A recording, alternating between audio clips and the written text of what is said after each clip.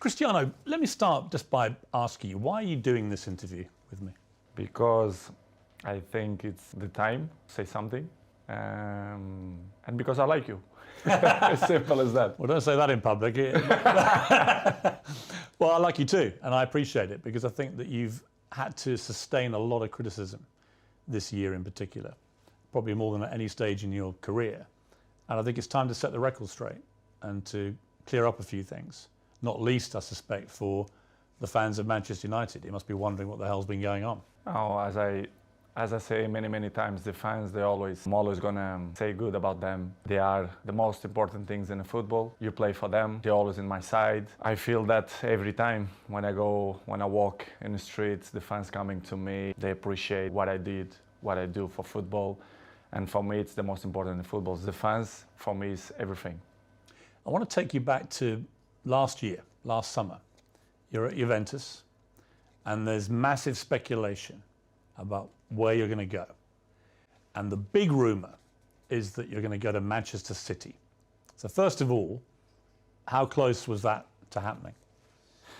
Well, honestly, it was close. It was close. It's something that they spoke a lot, and Guardiola say 2 weeks ago, I guess, that they try hard to have me. But as you know, as my history in Manchester United, your heart, your feeling, the history that you did make the difference. And of course, as well, Sir Alex Ferguson. So I was surprised in the same way, but it was conscious decision. The heart speaking loud in that moment. You were a Manchester United legend. So when you say your heart led you, it's because of that, the history you had with the club and the relationship you maintained with Sir Alex, with the fans. I think it was the key. It was the difference in that moment, but I cannot be loyal if I would say that Manchester City wasn't close. But I think I did conscious decision. I don't regret. At some point, as you mentioned before, Sir Alex Ferguson was the key. Did you speak to him before you Yes, I did. back? Yes, I did. I spoke with him. What did he say to you to try and persuade you? He said to me that it's impossible for you to come to Manchester City. And I say, okay, boss. So I took the decisions, and I repeat, I was with conscience that it was a good decision.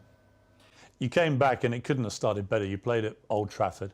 Yeah, you won 4-1 against Newcastle. You scored twice. Sir Alex was there, loving it, obviously, the return of the prodigal son. Your mother was there, the return of her own son. Your mother was crying, obviously. Obviously, yes. But what a comeback. How did that feel that day when you came off the pitch? Well, that feeling was amazing, but not only the day of the game. I felt before the week before that everything changed. The world speak about me, Cristiano, back home, back where they belong. So it was a special moment to be back to Manchester United, to perform for our fans, and of course to score 2 goals was the best welcome that I received in Old Trafford. It was a memorable day, unbelievable day too. The Viva Ronaldo chant went up? Yes, Viva Ronaldo. You like hearing that? Be back, of course I did. Yeah. As I told you before, the fans for me, they are everything. 2 things happened, I think, within 24 hours of you re-signing for United. One, you broke the all-time record for shirt sales in 24 hours. You actually beat a guy called Messi at PSG. You must have been happy about that. Of course I do. As you know, I don't follow the records. The records follow me, so it's good. Another one in my book. And the other one was the Manchester United tweet announcing that you were rejoining the club was the most tweeted or most liked tweet, I think, in Twitter history. It's good, as I told you before, it was a good moment. Nobody expected, because things change around, in my opinion, in 72 hours. After a few weeks, things weren't going well at Manchester United. The club just wasn't firing. And in the end, Ole Gunnar Solskjær, the manager, got sacked. And that's within like 2 months of you coming back. What were you feeling about what was going on at United? And what did you feel generally about the club itself and the state that the club was in compared to when you'd been there before? Piers, to be honest, when I signed for Manchester United, I thought everything was changed, because it's 13 years that I changed. I was in Real Madrid 9 years and 3 in Juventus. And when I arrived, I thought everything will be different, you know, the technology, the infrastructures and everything. But I was surprised in a bad way, let's say in that way, because I saw everything was the same. And Manchester, it wasn't in that moment that, as you mentioned, that Ole was sacked. Michael Carrick, he assumed the job for 2 games, Villarreal and Chelsea away. And everything was so fast, but surprised me a lot. Stability in the club, everything was kind of the same. They hadn't moved on. No, they stopped on the clock, in my opinion, which is something that surprised me. I didn't expect. Slowly and slowly they start to change, even the windows, the new players, and was tough. Was tough for me because I didn't expect that. Because when you were there before, if Manchester United wanted a player under Sir Alex Ferguson, they normally got their man. Right now, it's a very different environment. After many years of failure since Sir Alex retired, United weren't getting the top players anymore. So were you surprised by that dynamic changing as well? Because you would have been used before to them, if they wanted top players, they got them.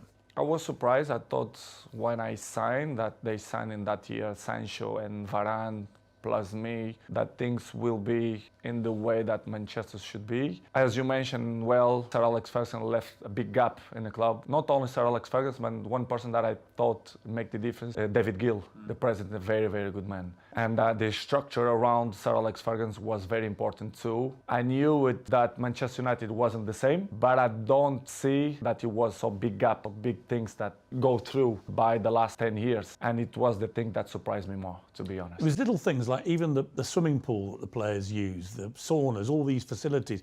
Nothing had changed since you'd left in 2009. Nothing changed. Surprisingly, not only the pool, the jacuzzi, even the gym. Even some points, the technology, the kitchen, the chefs, which is I appreciate, lovely persons. They stop in a time which is surprised me a lot. I thought I will see different things, different, as I mentioned before, technology, infrastructure. But unfortunately, we see many things that I'm used to see when I was 20, 21, 23. So surprised me a lot.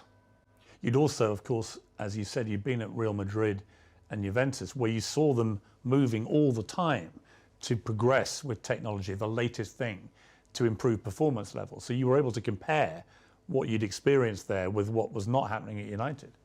In United, the progress was zero, in my opinion, to compare with Real Madrid and even Juventus, that they follow the recent world, technology especially, the terms of training, nutrition, and conditions, eat properly and to recover better than before.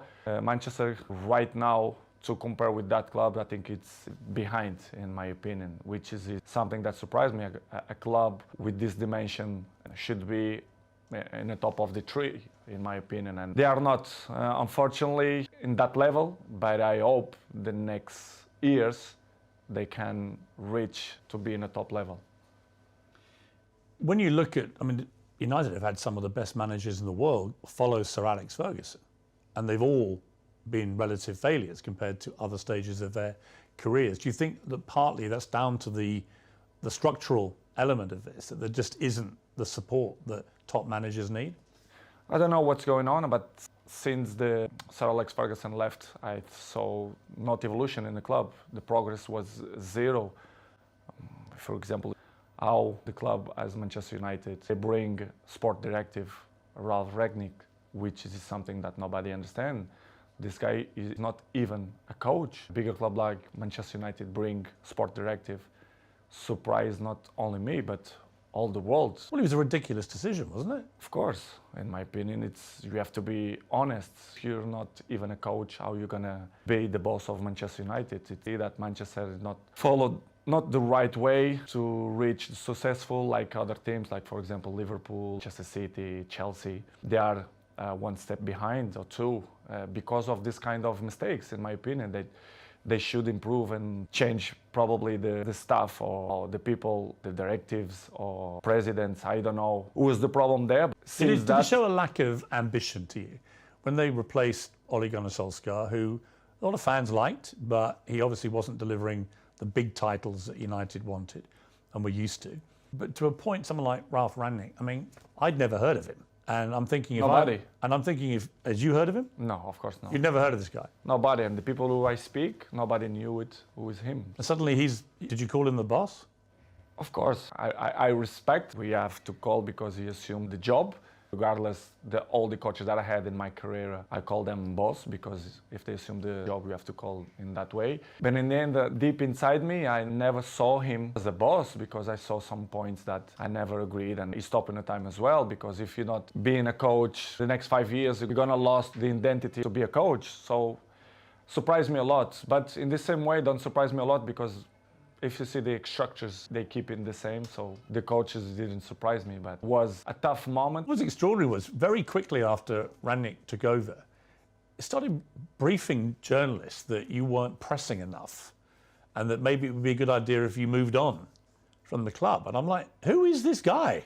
And why is he saying this to the man who's scoring the goals? To be honest, Piers, it's something that I don't understand. The new coaches that coming around, they think they find the last Coca-Cola in the desert, which is I don't understand. But I respect any coach have a different approach, different opinions, different mentality, but kind of some points that you not agree. So I'm always like that in my life. I'm always been beside the best coaches in the world, Zidane, Ancelotti, Mourinho, Fernando Santos, Allegri. So I had kind of some experience because I learned from them. And when you see some coaches that they're coming, want to revolution the football, I not agree. I have my opinion. They agree or they disagree, but it's part of the business because in the end of the day, I'm in a club to win. And with my experience, I want to help, like always. And some coaches that don't accept, it's part of the job. Did he know what he was doing, Rangnick, or not? At a club like United?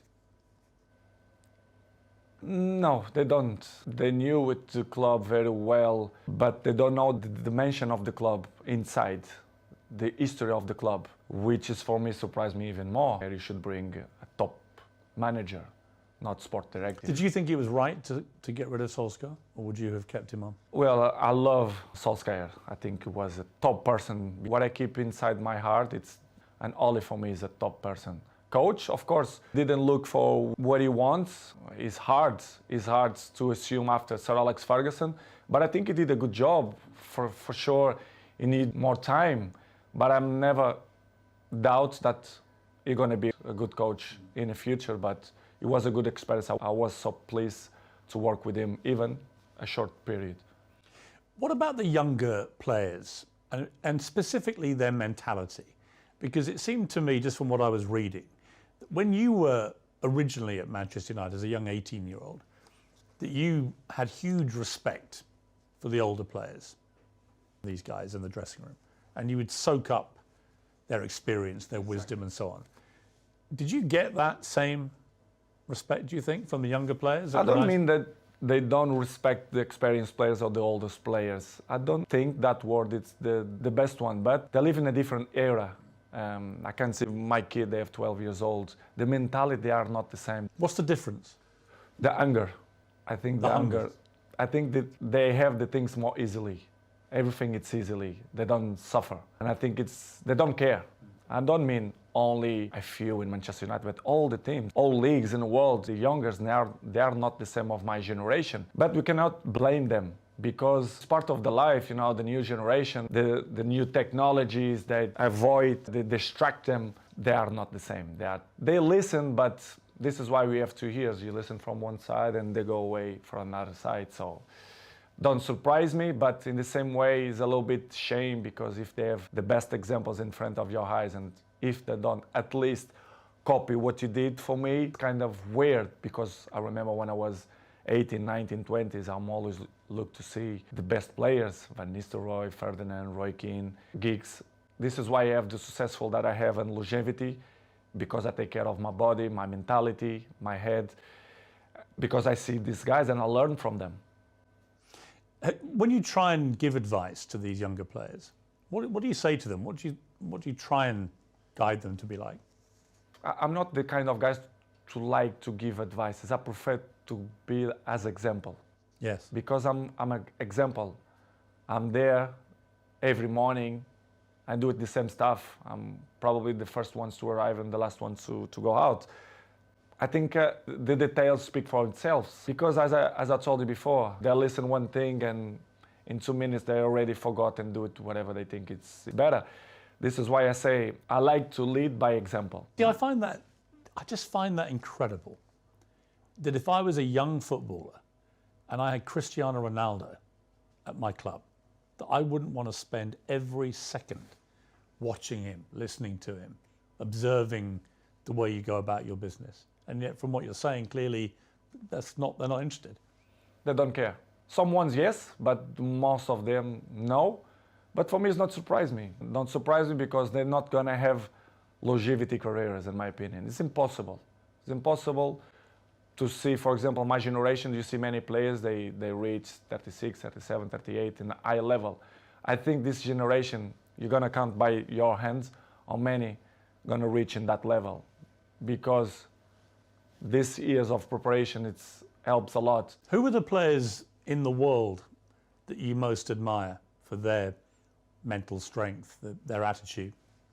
It's a difficult question because I'm always can say what I see from my eyes. For example, if you tell me what I see, for example, in Manchester United, I can mention probably Dalot, Diogo Dalot. His example is young, but he's very, very professional. And I'm not doubt that he's gonna have longevity in the football because he's young, he's smart, intelligent, and he's very professional. You have a few ones more, but like him, it's difficult to see. Probably Martinez, Casemiro's 30s, but I will say Dalot. So Rangnick's come then, it's your second manager, it's not working, the results aren't great. You're still scoring goals regularly for Manchester United. You're about the only one who is. But then you get hit by an awful episode in your life, probably the worst time of your life, where your partner, Georgina, she's pregnant with twins and is actually giving birth to these 2 babies. And your baby son doesn't survive. And I don't think I can imagine, I have 4 kids, you have a lot of children. You know, you can't imagine a worse thing to happen than to go a full term of a pregnancy, particularly for the poor mother in that case, but also for you. What was that like for you, that time in your life? It's probably the worst moment that I passed through my life since my father died. You know, when you have a kid that you expect that everything will be normal and you have that problem, it's hard, you know. As human being that I am, me and Georgina, we had quite difficult moments because we don't understand why happened to us.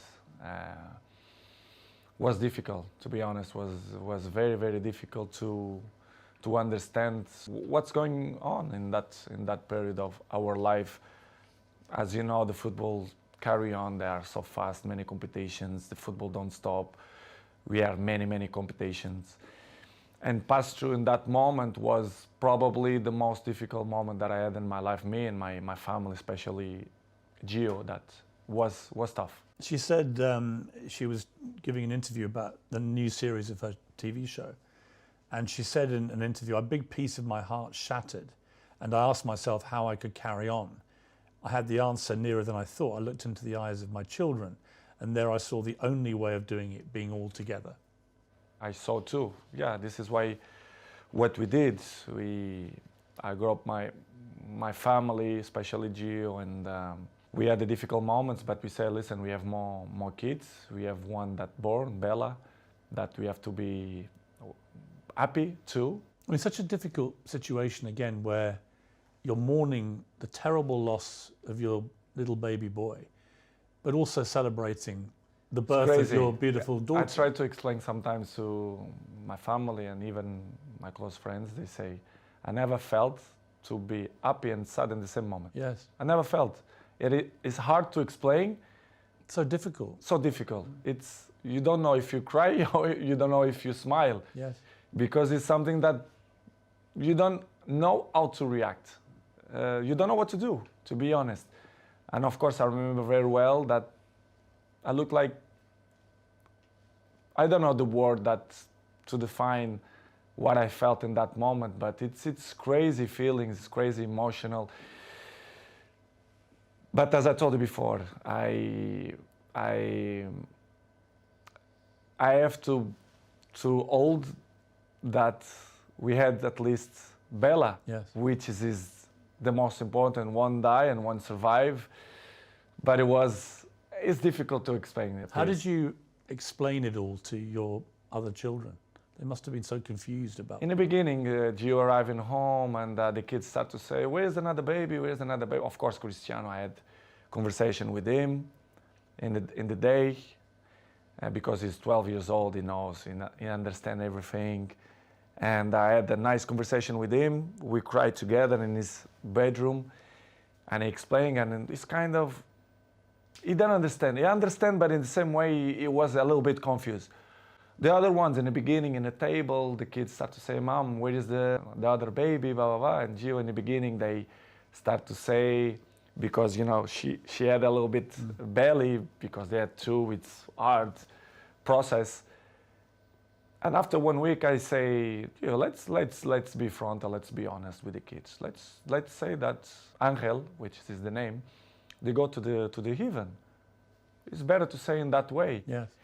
And we start to use in that way, and the kids always understand when we had shots in the table, and they say, "Daddy, I did this for Angel," and they point out for the sky, and I like it the most because you know, it's part of the lives, and I'm not gonna lie to my kids to say the truth, which was a difficult process, but in the same way, I become more father, more friendly of them. They become more close to his daddy, especially me with Georgina as well.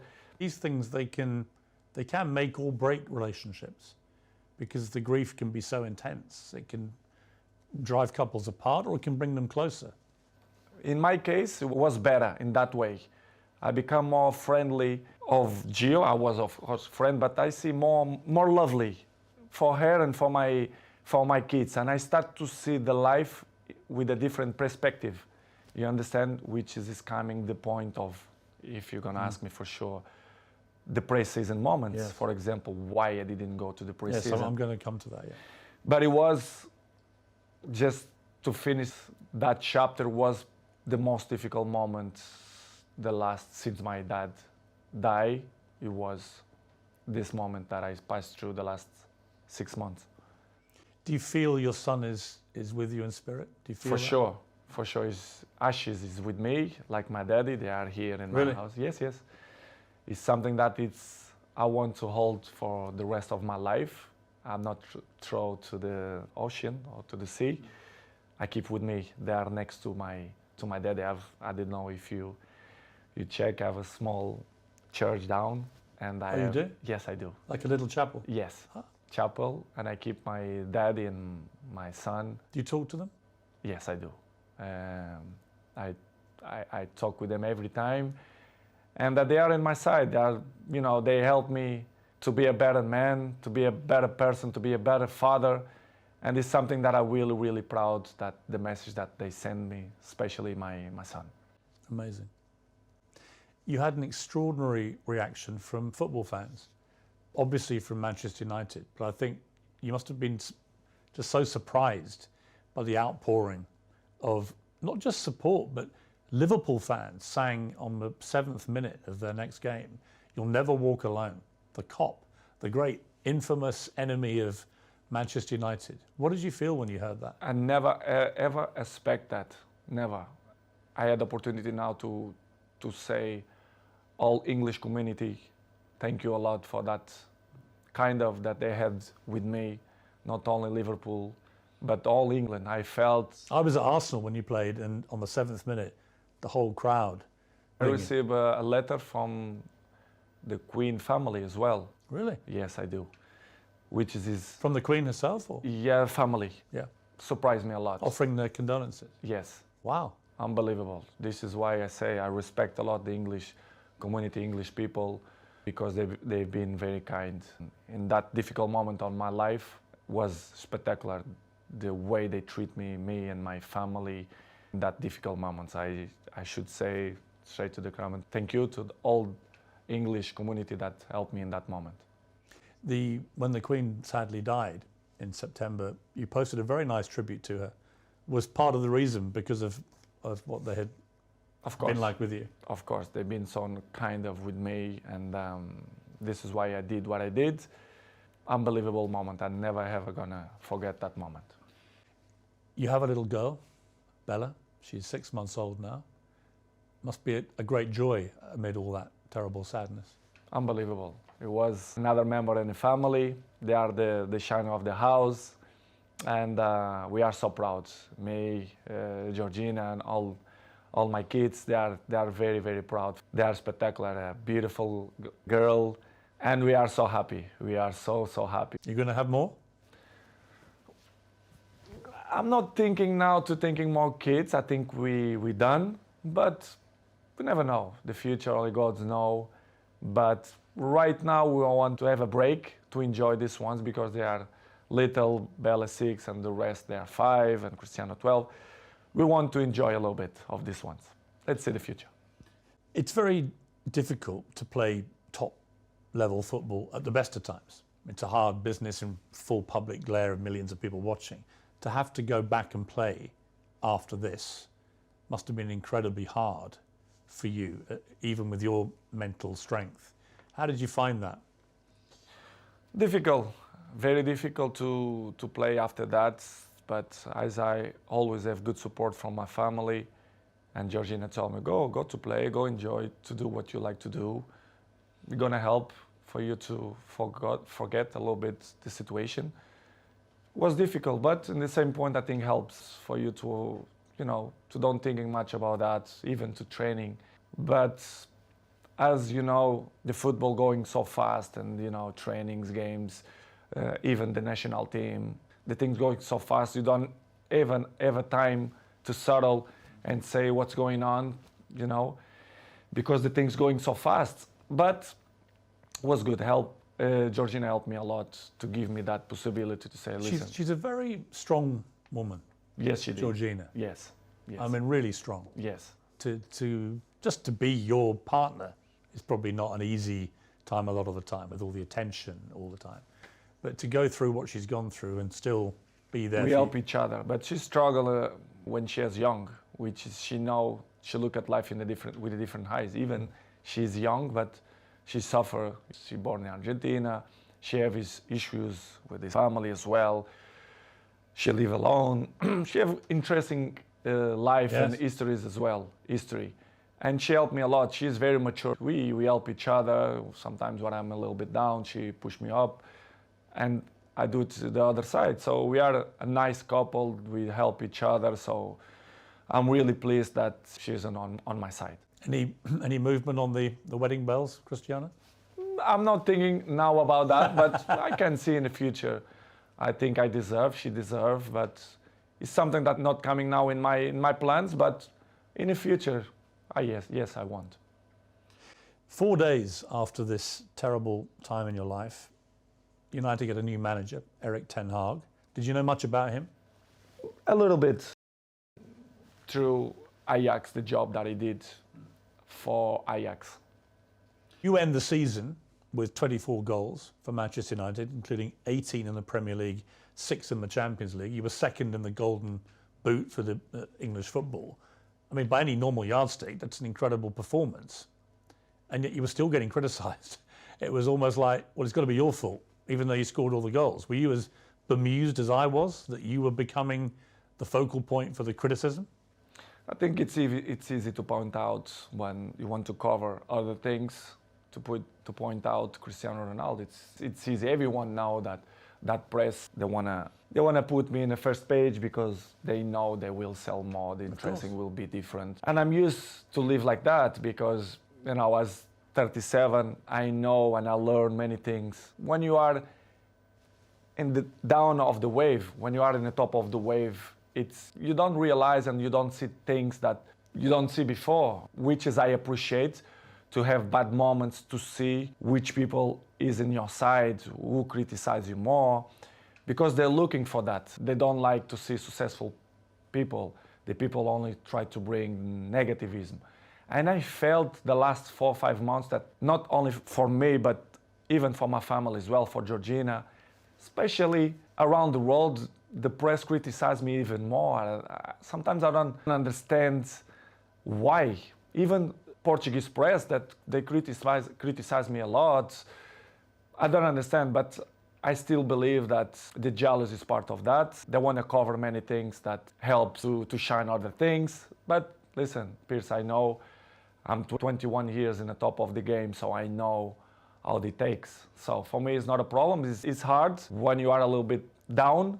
Do you read it all? Do you read newspapers? Do you read social media? A good thing that I have, it's I don't like to read because I know 90% of the times they lie. They are garbage. The press, they are garbage. Not all of them, but most of them. They don't say the truth. And they lie. They constant lie and they constant attack me and my family. They're always negativism against my family. Why I'm gonna read? Because I know they try to make me feel bad, me and my family, which is it's really, really hard. The problem you have is you're too famous. You are the most followed human being on Instagram that you have. I just checked, 495 million followers. I have just under 2 million on Instagram. 8 million on Twitter, so I'm catching you on Twitter slowly, but 400, you're nearly at 500 million followers on Instagram. I mean, that's insane. You're bigger than all the Kardashians put together. It's good.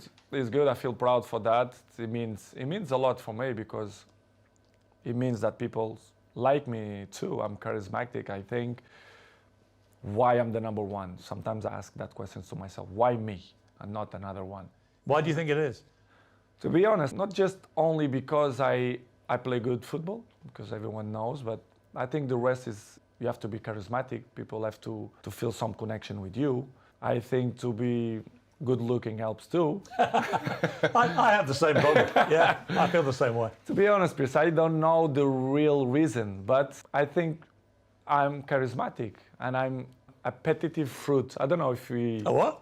A fruit that people want to bite. Yeah. I don't know how you can say in English. Any particular fruit or? Let's say strawberry. But I don't know the reason. I mean, what's incredible to me is the power you have. Appetite fruit. Appetite fruit. I don't know if it makes sense in English, but if it don't make sense, you learn. I'll research appetite fruit, yeah. Okay. I mean, I have a pinned tweet, and it's you telling me I have good abdominals, which is a very good observation, by the way. And it's only 10 seconds long. It's had 43 million views, this clip. So thank you. Because 43 million people have heard the guy who actually has got good abdominals tell me I've got good abdominals. But it showed me the sheer firepower you have in that world of social media. It's just extraordinary. Do you care if people hate you? I mean, a lot of people love you, but obviously a lot of people don't. You're so big, you're going to get both. But do you care about the ones who hate Cristiano Ronaldo? I care the people who like me. I'm not waste time for the people who don't like me. I think it's waste of time. These people, they are not interesting on my life. I like to be around the people who love me. I don't waste my time to see the criticize of people who is next to me, ex-players, for example. One of your biggest critics has been, and I'm surprised about this. Me too. Wayne Rooney, for example. Who you played with for many years very successfully and were good friends with him. And yet all this year, 3 or 4 times, he's come out and attacked you in the media. Piers, I don't understand. You should ask this question to him, but I don't know. I don't know why he criticized me so bad, or I don't believe that he's jealous of me. He says your behaviour is unacceptable. United should sell you. I mean, it's Wayne Rooney. It surprised me. It was 1 year ago or 6 months ago here in my house. He pick up his kids here and invite Cristiano to go to his house to play football. I really don't understand people like that, or if they wanna be in the cover of the paper of the news, or they want a new jobs or whatever. Is it jealousy as well, perhaps, that you're still playing? And probably because he finished his career with 30s, so I'm still playing high level. I'm not gonna say that I'm looking better than him, which is true, but. But that is inarguable. I mean, there's no contest. It's hard to listen that kind of criticize and negative about people who play with you. For example, Garry Neville as well. Yeah, I mean, Garry Neville, you blanked him the other day on the pitch, and he looked quite upset, actually, because he obviously likes being your friend. But He's been pretty critical of you as well. When you have, People can have his own opinion, but they don't really know what's going on. For example, inside the training ground and Carrington area, or even my life, they should listen not only one point of view, they have to listen my point of view as well. Because it's easy to criticize, but if you don't know the old story, it's easy. But it's, Piers, as I say before, it's part of... Are they still friends of yours, or do you have a line where... They are not my friends, they are colleagues. We play together, they're not coming, we not have a dinner together, for example. As I told you, Piers, before, it's part of my journey. They keep criticize me, negativism every time. So I continue my trip, and I have to catch up the people who like me. Some of your ex-colleagues have been incredibly supportive. Rio Ferdinand has always got your back. Roy Keane always has your back. Whatever happens, he's always supported you and has continued to do so. Does that mean a lot to you? It means a lot because I was in the dressing room with them. They are part of my journey in football as well. As I mentioned many times, Roy Keane for me was my best captain ever. Rio Ferdinand helped me a lot. He was my neighbor, I was his neighbor. So very, very good guys. Not just because they speak good about me, but they was there in the dressing room. They are football players. They know how players thinking and the behaves, etc. And to listen ex-colleagues or teammates to criticize you, and they always see one point of view. Do you feel a bit betrayed when they do that? Because you played together. It's easy to criticize. I don't know if you have a job in television that they must criticize to be more famous. I really don't understand. Do you think they use your name a bit to get attention? I think they take advantage of that because they are not stupid.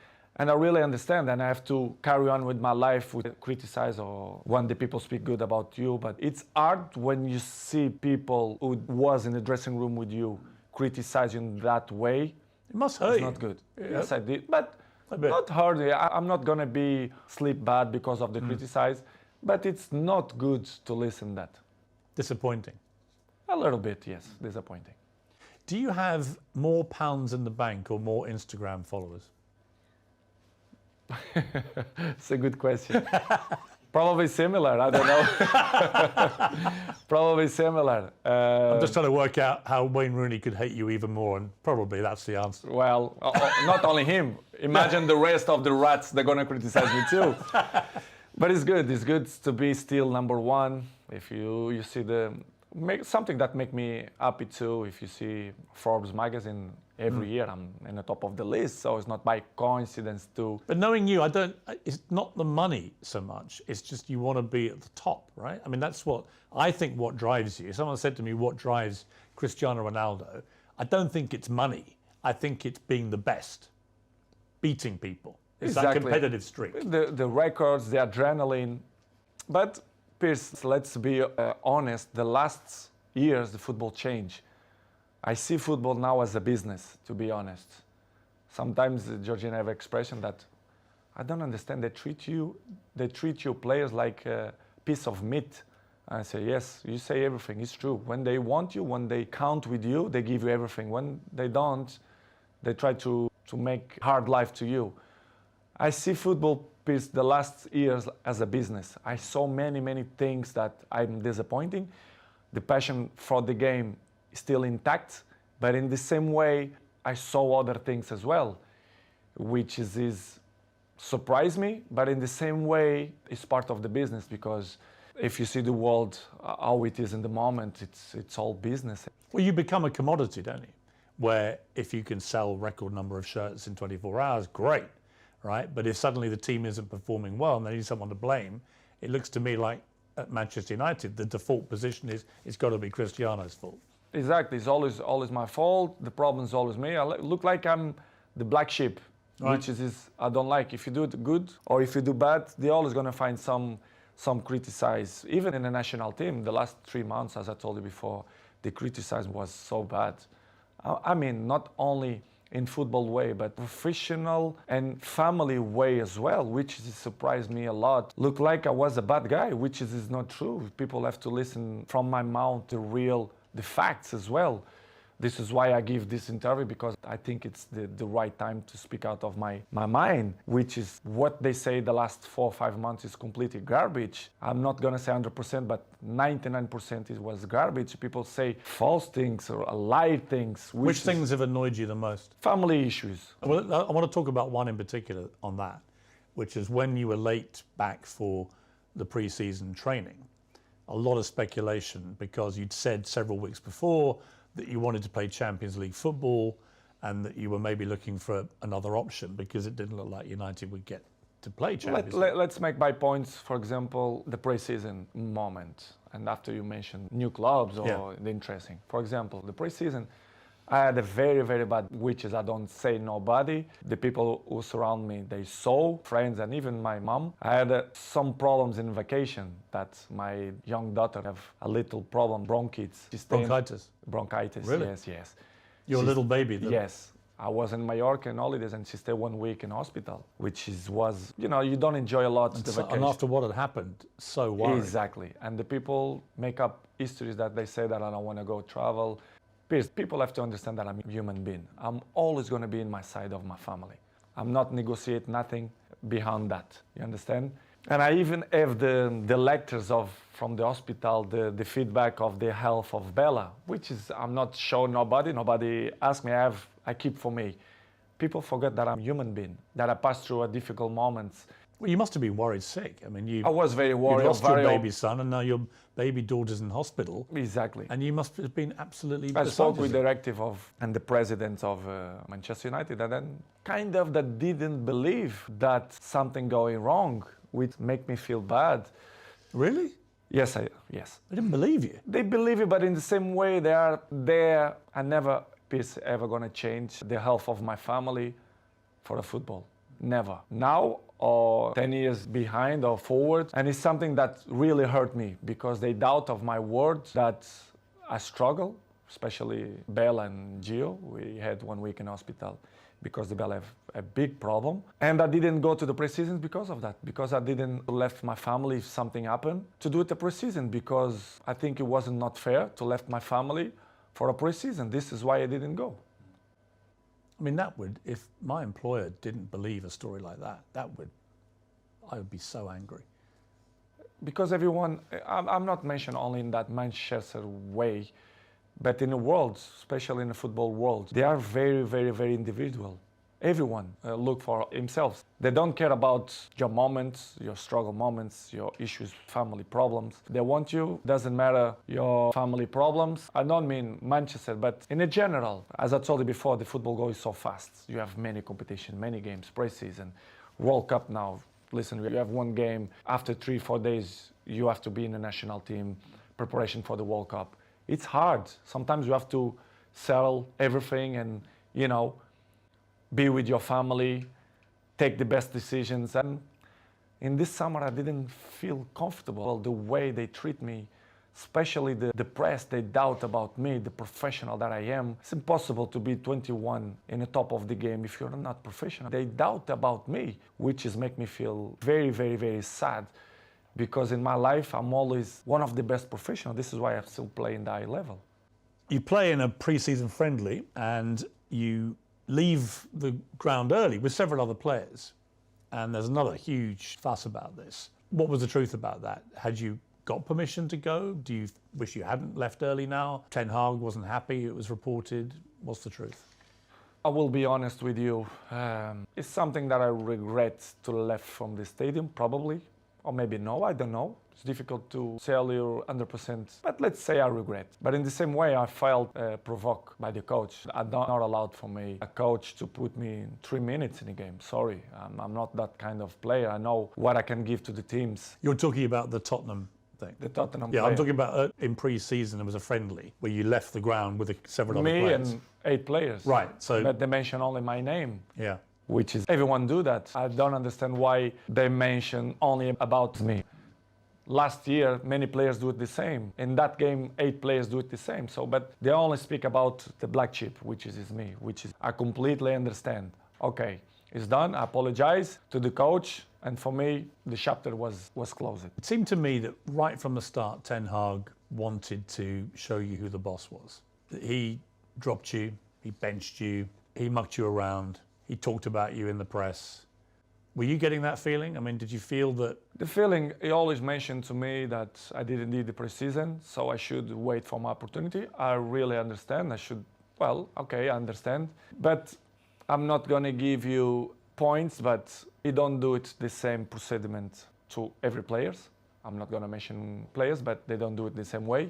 Second, I understand that he coming a new job, Manchester was so bad the last 5 years that they should clean the house, let's say in that way. But the way they approach, the way the press make this so big, it's because probably the communication wasn't the best. I really understand in the beginning, because I didn't do the preseason, I don't start to play. But going more further than that, other things happen that people, they don't know. And I'm not hiding that the empathy with the coach is not good. I'm honest. You don't have a good relationship? I'm not mean good relationship. The empathy is not good. Do you think he respects you? I think he don't respect the way I should deserve. But it is what it is. I want to come to these two games. So against Manchester City, where United got destroyed, he didn't bring you on. He brought on other strikers, but didn't bring you on. And I felt insulted on your behalf. I was like, well, surely against Manchester City, if you're losing this badly and you've got the greatest player of all time sitting there, you at least give him time, don't you? But he didn't. And he said afterwards the reason was he had too much respect for you. He wanted to respect you. When you heard him say that, what did you think? Excuses. I say many things that I don't want to criticize him. He can have different opinion than me, that they choose the players that he think is better for the team. I respect that. But the excuses all the time, the excuses have short legs. You cannot excuse all the time, which is things that don't make sense. Okay, you don't put me against Manchester City because of respect of career, and you want to put me 3 minutes against Tottenham. Well, that's the thing. So you then play Tottenham. Don't make sense. And then he wants to bring you on with 3 minutes to go, which is the complete opposite to what he said the situation was with City. I think he did purpose, because, for example, in the national team, the other clubs, if the coach wants to put me 5 minutes, if someone injured or if they really need me, I will help. But in that way, I felt provoked, not only because of that game, but before some. He was deliberately provoking you. Well, everyone know that. Disrespecting you, you think? Exactly. This is why I say I don't have respect for him, because he don't show me respect for me. This is why we are in that situation. I like guys that they don't lie, they speak honest, they be frontal. And I'm not negotiate my morals. My morals always will be intact.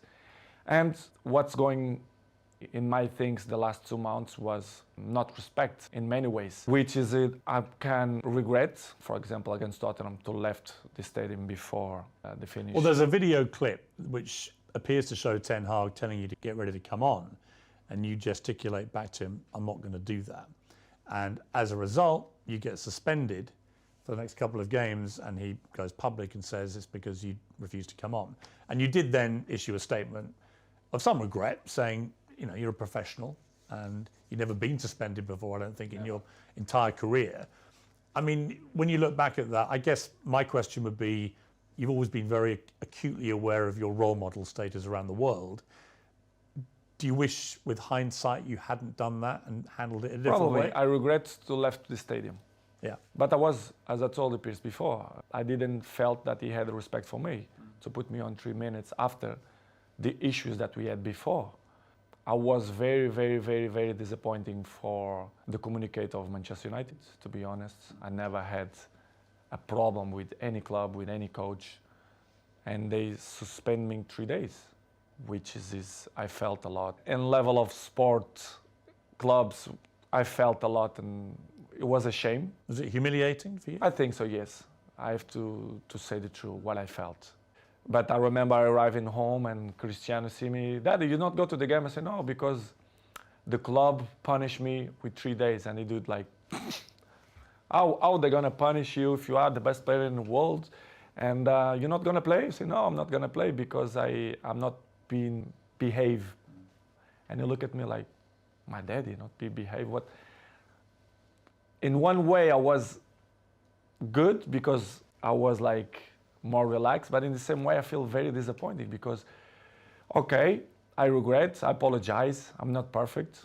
I commit a mistake, but to suspend me 3 days for that, I think it's too much. And they make fire for the press, which is really disappoint me.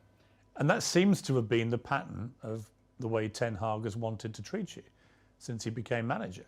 Just constant attempts to disrespect you, I guess. Many points happened. In some certain points, I think, was strategy from the club for me to react like that. Because they wanted you to leave? Probably yes.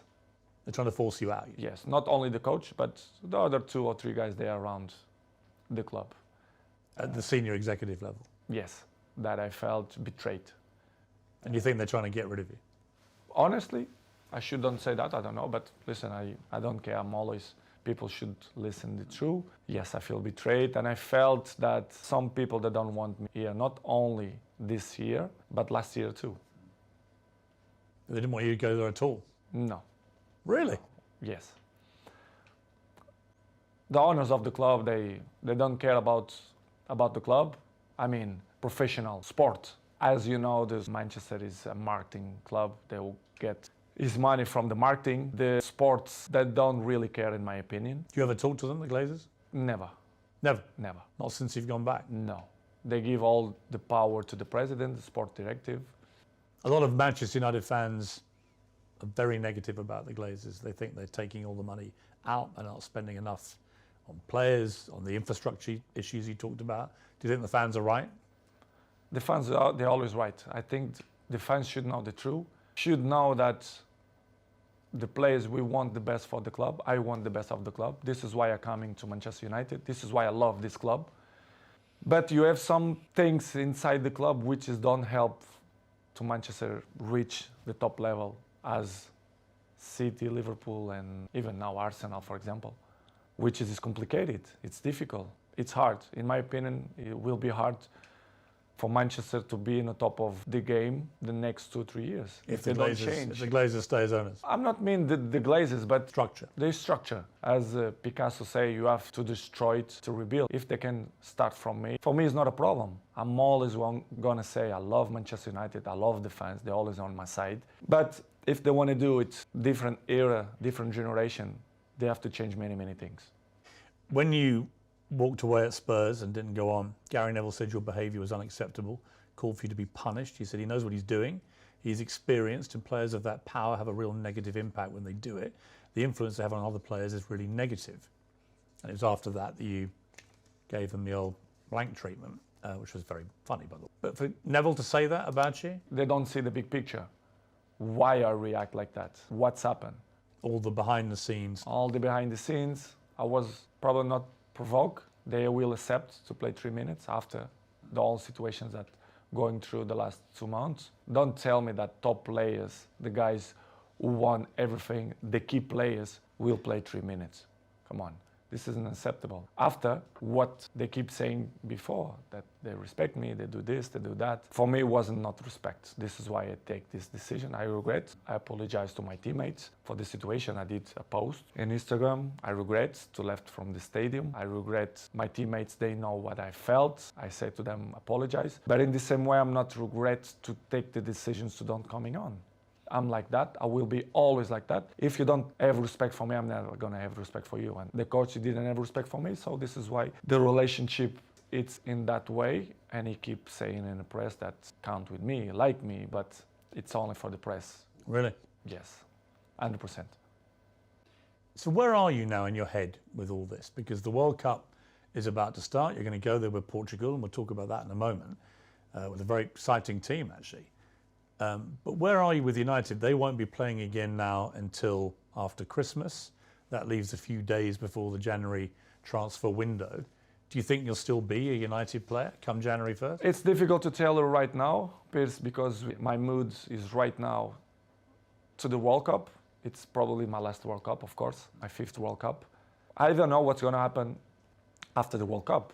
But as I told you before, and I will say again, the fans will be always in my heart, and I hope they being in my side, even if I'm back or if I'm not back or if I stay or whatever. Nobody's perfect. Episodes in the life we all have is part of the human beings. It's part of me to be a human being and father as well. Always will commit mistakes. It's hard to tell you right now what's going to happen in the World Cup because my focus is always for the World Cup, for the Portugal national team. If you had your time again, knowing what was going to happen, would you sign for Manchester United again? As I told in the beginning, I'm always took my decisions by not emotional moments, but maybe this decision I took by emotional. I'm not regret because I took with 100% conscience, but it was more emotional than rational.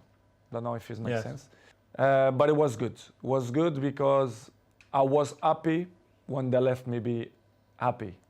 So I tried to give my advices, my experience to help Manchester United to be where they deserve to be. I don't pretend to be more smart than the other ones. Nobody is smarter than me, but I'm not smarter than nobody. When I arrive in Manchester United, I always be available to help the team to do the good things, to put in the right spot, to compete with the best teams. But it's hard when they cut your legs. They don't like you to shine, and they don't listen to your advices. I think I have a word to advise to the club because the trophies that I won, individual and collective, I think I can help a lot. But when the infrastructure is not good. What's amazing is you ended last season with hat-tricks. You're scoring hat-tricks for fun, one against Tottenham. You know, you were playing great football, but you were starting most games. And now this season, you've barely started any games. Something happened. You know, I'd imagine you're a bit like a racehorse, right? If you don't start. I didn't do the preseason. Right, right. Is the excuse. Right, which is I ridiculous. did the preseason, so. Do you think if you'd been able to just do what you did last season, you just carried on scoring? For sure. You think I learned to score goals? Maybe I'm not motivated that I'm supposed to be, probably. As I told you before, Piers, I'm a human being. I feel the things. I'm not perfect. But my motivation is not the same that I was a few months ago. Do you feel like you need a fresh challenge? I'm not saying fresh challenge, but let's see. I cannot answer right now because my focus is for the World Cup. But I don't know, maybe it's good for Manchester and probably it's good for me as well to have a new chapter. Probably, but I don't know. If I will be back, I will be the same Cristiano. But I hope people being on my side and let me shine like I did all the clubs and all years. What is the truth about other clubs making offers for you? Some people have said there were no offers at all. I happen to know that there was a gigantic one from Saudi Arabia. I mean, for example? like 350 million euros for 2 seasons, is that? It's true, yes, it's true. That's a staggering sum of money. Yes. Which you turned down. In that moment, yes. I mean, that to me says you're not just about the money. It's what I'm going to mention now. They say many garbage things that if you are an agent, what you're going to do? You go the clubs, but Jorge Mendes, for example, have more than 100 players.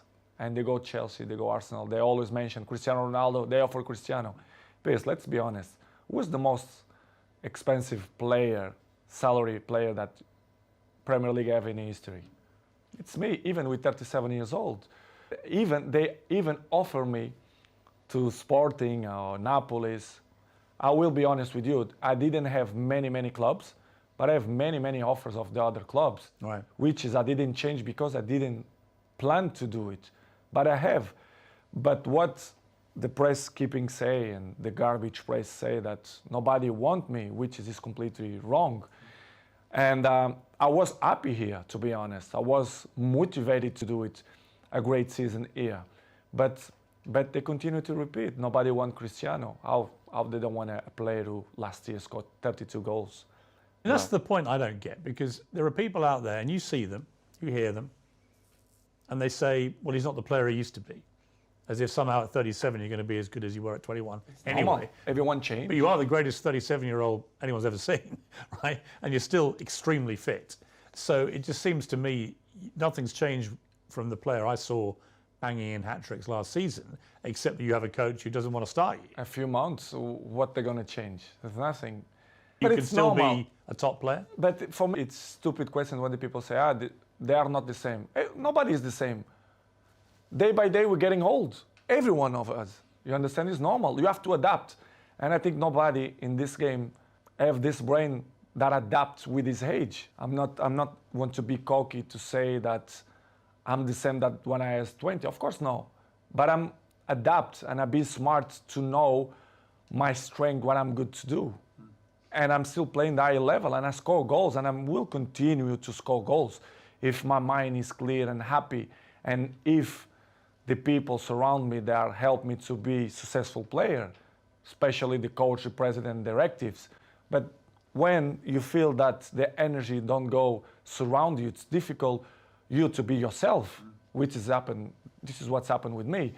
But what they say the last 3 months is completely garbage and wrong. They say that I offer me this and that, and many presidents and directives speak about they reject from me. It's completely lie. They lie because it's not what's happened. I had many clubs, not many, a few clubs that they want me to sign, and I didn't go because I feel comfortable here. This is the truth. How easy is it to turn down £350 million to kick a football for 2 years in Saudi Arabia? It's hard, it's hard, but in the same way, I thought that I was very happy here, that I'm still capable to score goals and make Is it also that you want to keep playing at the highest level? That you want to play Champions League football? You want to keep breaking records? Is it, again, it comes back to my gut feeling about you, that if it was just about money, you'd be in Saudi Arabia, right, earning this king's ransom, but that's not what motivates you. You want to keep at the top. Exactly, because I thought I still believe that I can score many goals and help the team. I still believe that I'm still good and capable to help national team, even Manchester United. But if you don't feel surround you that the energies is in your side, it's difficult. Of course, the criticism gonna exist all the time. 37 is still not the same. But I want to see if some guy of my age maintain the level that I show. I'm the fourth guy in history of football with more games. No goalkeeper, which is I know how to be good, how to be fit, how to protect your body. You're not going to teach me that. Nobody going to teach me that. Of course. But Cristiano... But they would anyway, right? I mean, they've all had their say, and now you're entitled to have your say. And you know better than anybody because you are Cristiano Ronaldo. They criticize me when I don't speak. Of course, when I'm going to speak, they're going to criticize me even more. But it's something that I can deal with that. I know I'm going to disappoint a few people. Maybe I'm going to make happy a few people, but it is what it is. The life it's completely difficult. We have obstacles in our lives. I will keep running to fight against the people who don't believe me, and the life is a challenge, and I want the people that they are wrong. If you do leave United, and I accept that this is not a done decision either way, but if you do, and it seems to me like it's more likely than not as we sit here, what would your message be to Manchester United fans who've had to read all this stuff all year and probably have a very mixed idea about where the truth lies? What would you say to them if you do end up leaving? It's hard for me to say that I will not be back to Manchester United. But as I told you before, the fans for me always will be in my side, will be always in my heart. I see during the days when I go to the street, the love, the passion the people have for me, the respect. I hope that they never forget the things that I will continue to do it, not only in the past, but in the present too. Manchester will be always in my side. The fans will be always in my side. Doesn't matter what's going to happen. And I appreciate the love that they send for me all the time, even when I'm done play. Even when they criticize me, they always will be in my heart. So thank you to all the supports. I hope to see you soon. And they always will be in my heart. And what about Sir Alex, the man who persuaded you to come back again? Really, like a father figure to you, really, in many ways, like another father to you. What's his take on everything that's been happening? What's his opinion of all this? I don't speak with him like 1 month ago, but it's always on my side. He always understands me. He knows better than nobody that the club is not on the path that deserve to be. He knows. Everyone knows. The people who don't see that is because they don't want to see. They are blamed. The fans, they are always the answer and the passion for the game. Manchester belongs to the fans, but they should know the truth. The infrastructure, they are not good. They should change. If not, Manchester's not going to be where they used to be when Sir Alex Ferguson, David Gill was. And I hope to be part, if they count with me, to help the club to be successful. If not, the life will continue. I will continue to my journey. I will continue to make fans happy, score goals and do its tricks and everything. It's good. It's part of my journey. I want to just talk to you briefly about the World Cup. Your 5th World Cup. I mean, you say it's your last, but I mean, you'd only be 41 at the next one. Could we have a 6th World Cup potentially? Will be tough. Will be tough. So this may be the last one. Probably, yes. You've got an exciting team full of experience and young players, Portugal. Are you optimistic about your chances? I'm very optimistic. We have a fantastic coach. We have a good generation of football players. I'm looking forward that we're going to do an amazing World Cup. I hope the Portuguese belong in our side. We need them. We need them. The fans. The fans. We have a little bit debate in Portugal from some issues that they should pick more other players, that it's normal. A little bit negativism, to be honest, from the press, from some people, maybe ex-players as well. But I believe that we're going to do a good World Cup. Would that be for you the pinnacle of your career, to win a World Cup with Portugal? Piers, I dreamed one time about that. It's going to be tough, extremely difficult. But everything is possible. But of course, we're going to compete. It's hard to beat. Who are the biggest rivals, do you think? We are not the favorites. We are never favorites. No, of course. But you weren't favourites when you won the Euros, exactly, right? Exactly. Who do you think are the ones to really watch? Who are the best squads out? Probably France. I will put Spain, Argentina, Germany, Brazil, of course. They look good to me. They look good. But after coming, the Portugal. So. Everything is possible. What about, you haven't mentioned... England as well. yeah, of course, England. You think England have a chance? Have a chance beside Portugal, in my opinion. Let's see, will be different. Will be in a winter. Is it weird playing at winter? Do you care? Do you care? I don't really care, to be honest. A part of the issues that the country, wherever they try to speak now that it wasn't not good option to do it there, but they should do that before. We should focus only in football, the competition, to people to enjoy. Do you think all the politics and the morality debates and stuff, should that all be left aside now? 100%. Focus on the game? Course. I feel that. Of course, they should do that. That debate should be had before you award the countries. Exactly. They should concentrate it in all competition, all the national teams, the people to be well in Qatar. And I see a good tournament, to be honest. I think Qatar, they are prepared. They are prepared for that. And will be weird to play in the beginning of the season, yes, but in the same way, a challenge. I think it's, to be honest, it's good. I feel good. I feel with good energy. So what about this idea?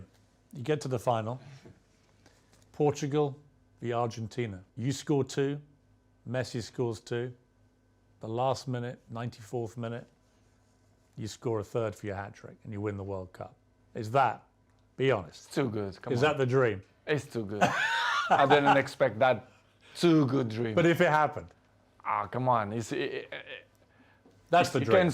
It can score another player. I don't care. If the Portugal be in a final and score, even the goalkeeper, I will be the most happy man in the world. But if this happens, come on. I will say I will finish football if this happens. That's it. You retire, right? Yeah, I retired. 100%. 100%. It may well be Messi's last World Cup. He's never won it either. I mean, you're linked forever, the pair of you.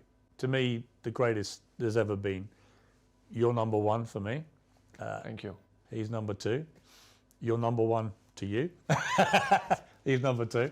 But it's an amazing relationship you have, even though you're not, I know, great friends or anything, but you're always respectful when you see each other. All the time. But what do you think of him, Messi, now? As you both head to maybe your last World Cup. As a football player? Yeah. Amazing. Player is magic, top.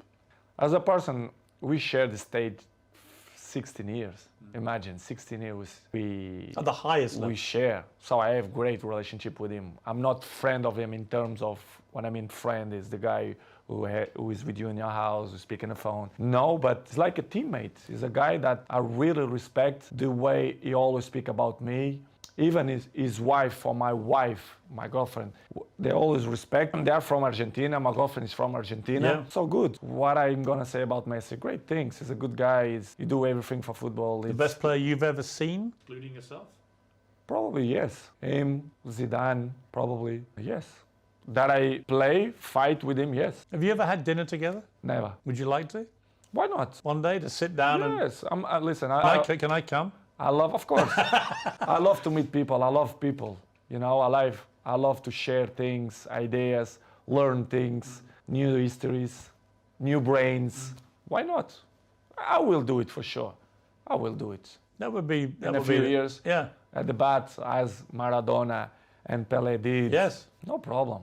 Come on, I'm a good person. I know I have a good heart, and I don't like to to criticize people. It's not the way I took my life. Everything is positive. And if there's like a weird sequence of events and Mbappe goes to Real Madrid and PSG ring you up and go, we've had a great idea. We want to put Messi and Ronaldo up front. Everything it's possible in football. So And that would be incredible. why not? I don't know. As I told you before, They'd sell some shirts. for sure they will sell a lot of shirts. But as I told you Piers, before, the life is good, and my focus right now it's amazing World Cup. Are Arsenal going to win the Premier League? I hope so. You do?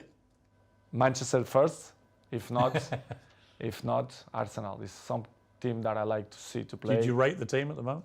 Yes, I do. I like the team. I like the coach. I think they do it a good team. And if Manchester United don't win the Premier League, I will be happy if Arsenal do.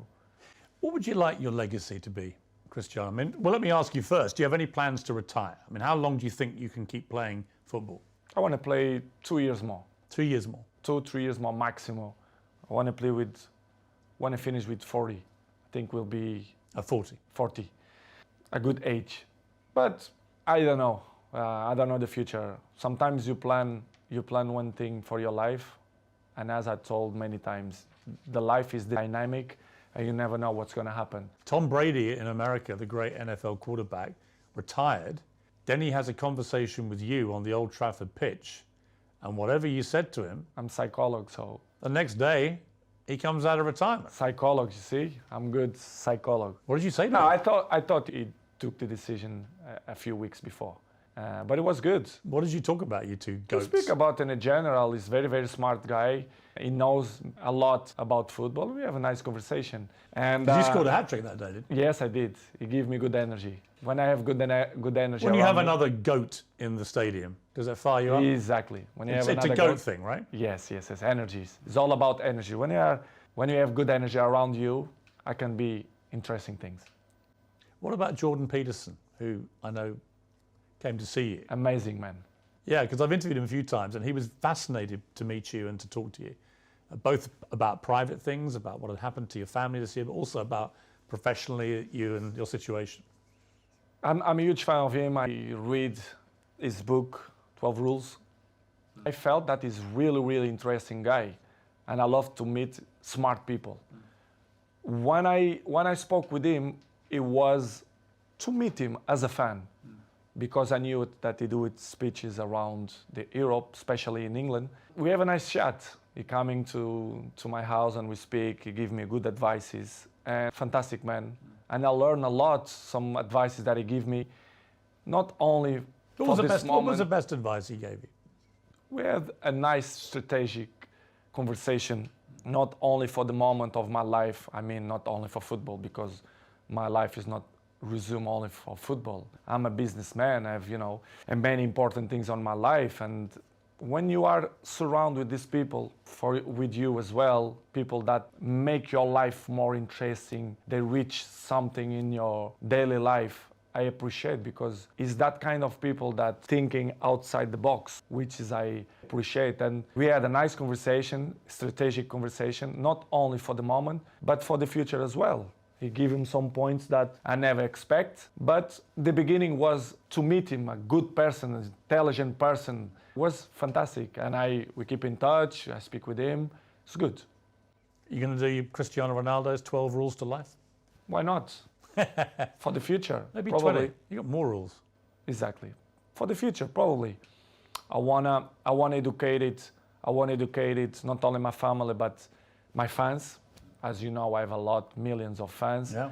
Probably for the future, I want to do it some book, but not the type of book. I've got a good idea for you on that. I told you. It's a good one. But to help people how to maintain longevity. And also, I think in your case, how to survive life, right? There's a lot of people out there who are struggling to just deal with life. And the one thing you do better than anybody I've seen in sport is resilience, mental strength, right? That's what it's really about. I think it's the most important thing. And I can see me in the future. Of course, I want to improve my English. It's very good. It's much better even than last time I interviewed. Yeah, but I have to improve. I have to do more interviews. I have to improve, I know, and I want to improve. And I see myself to do it when I'm retired, to speak for millions of people, advices, how to be a professional player, how to maintain your longevity, how, I'm not a psychologist, but I passed through many, many things, and I can above all, how to win. How to win, which is the most important. And I think that's what it's all about. I have experience to inspire people for that. I think I'm a role model, and I can help many, many people in that way if they want my help. They want to listen to it, right? For sure, especially the young people. I want to be with the young people, to speak with them, not only for them, but for the fathers as well, to put them in the right spot. Cristiano, what a pleasure. Thank you very much indeed. Thank you very much, Piers. It was a pleasure for me too. Thank you. Thank you very much.